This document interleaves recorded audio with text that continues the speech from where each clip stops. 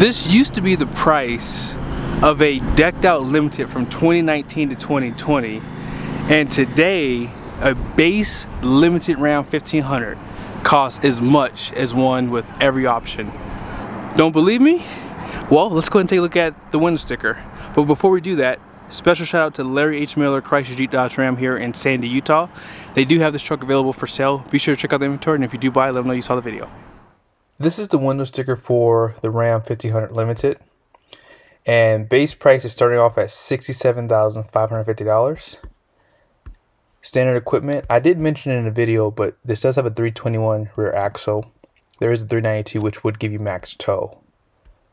And then starting off the options, it's not much, but you have the Patriot Blue Pearl, which is $200, anti-spin rear differentials, $495, and then you have the trailer brake, which is $295. Destination is $1,895 with a total price of $70,435. And then just take note of your fuel economy. Now with Larry H. Miller, they do have some pricing online, and then here's that pricing right here.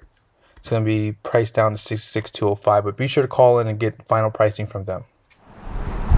So you guys thought I was joking about this being a base model limited. So really the only options on here are just trailer brake, color, and anti-slip. That was it really. But no front camera, so no 360 camera view on this truck. And chrome lower bumper, which actually doesn't look bad on the Patriot Blue. And chrome tow hooks, LED everything, fog lights, headlights. These do swivel with the steering wheel as well. And my favorite grille for all the Ram trucks is right here. Great design, especially when it's night edition too. And on the side, this does have the 20-inch wheel, which is probably better for towing. And they did add that trailer brake, which was a nice feature to add.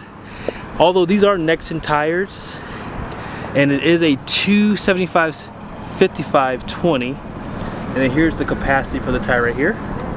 2,535 pounds at 51 PSI. Now, I don't know if you guys can tell, but this does have air suspension on all four corners. There's a puddle light down below as well. Turn signal. And not too much chrome for the most part. It's tasteful, right? And this one does have the power deployable running boards with smart key system. So if you push the button here, that'll lock the door. If you slide your hand in, it will unlock it. And your power deployable running boards do pop down for you. 23-gallon fuel tank is what comes standard, but there is an option for 33 gallons. And then this does have the wheel well liner too. And I don't think I've ever seen a mud flap by Ram 2 on this truck, but there it is. And full LED taillights. And something that you don't normally see is the LED light for your conventional hitch. It is on right now. And this is going to be a class 4 receiving hitch, 4 and 7 pin connectors there. And parking sensors, you don't really see them, which I like about this truck. They're the only manufacturer that hides them on that plastic trim piece, and it looks super nice. Backup camera, and of course this is going to be a dampened tailgate. No spray and bed liner. No bed lights. Yeah, pretty base. And I know people in the comment section will be like, it's not a base truck. I know it's not a base truck.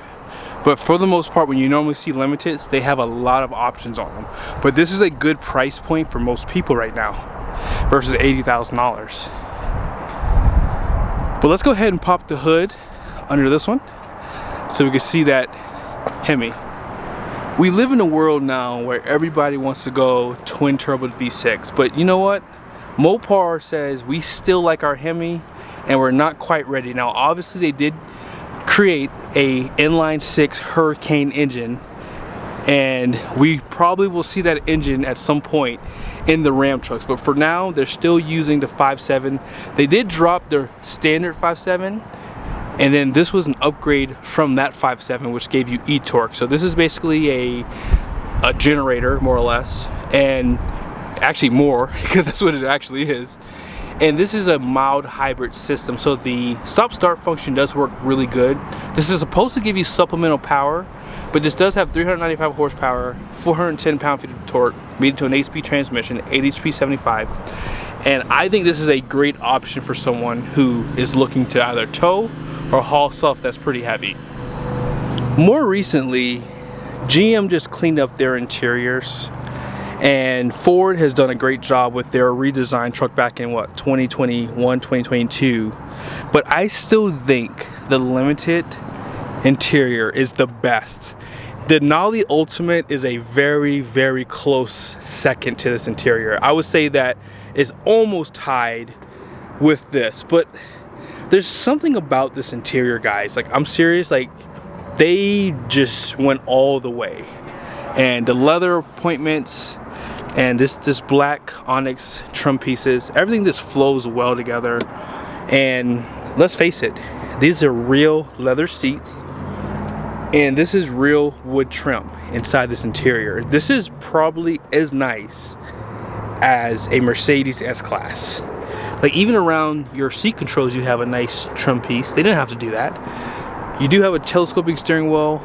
I am surprised that it's not power for this year. I was hoping they would do that, but they have not done so yet.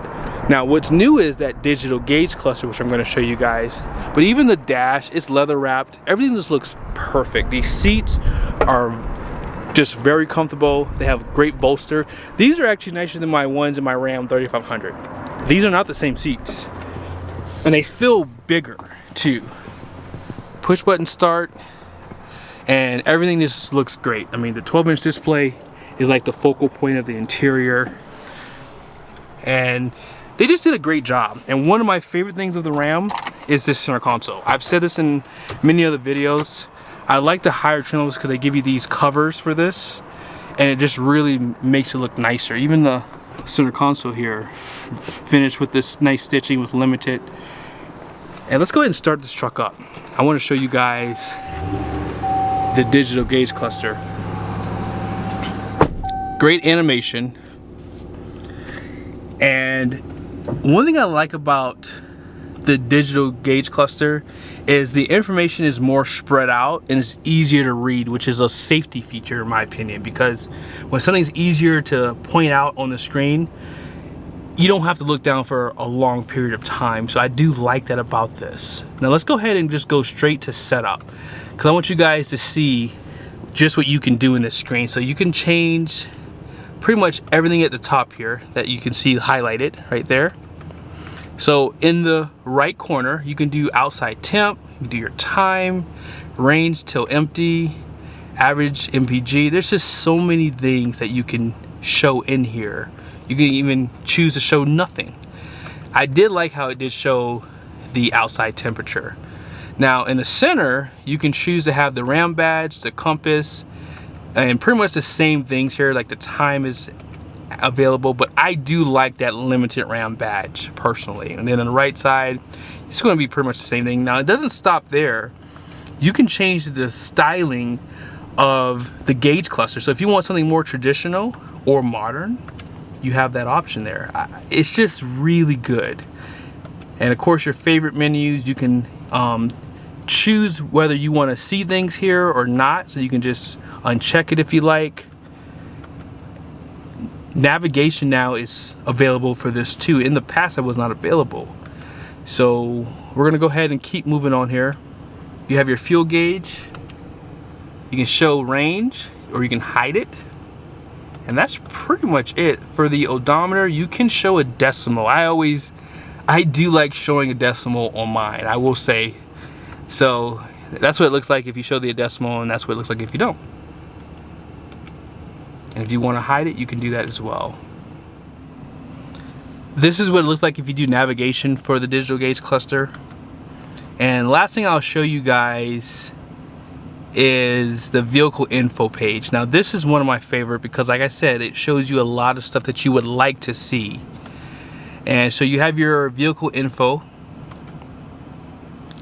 and I don't know if you guys noticed, it did change a little bit. So you have your coolant, transmission, and battery voltage, and then you have oil life, oil temp, and oil pressure, tire pressure, stop start, and then this shows the air suspension, and then you have your engine idle hours, and then it shows your MPG. I am glad that they included this on this page because it is a lot cleaner.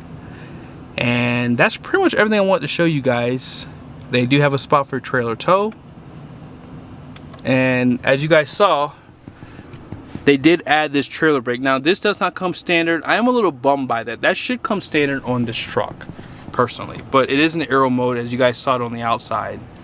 And as far as your 12-inch display goes, on the first page, you do have these widgets, as they call them. And you can set this up how you would like. Swipe to the left, and you can set up more things here. Climate, and you can add your seat and wheel. You also have it up here too, so if you like to control it from there, you can. So there's a lot of stuff that you can do in this. I can spend hours if you wanted to see that, but I don't want to do that personally. So here's a few other things that you can do. You can really set this up and customize it. If you do tow a trailer, or if you have multiple trailers, you can set up different trailers for the trailer brake.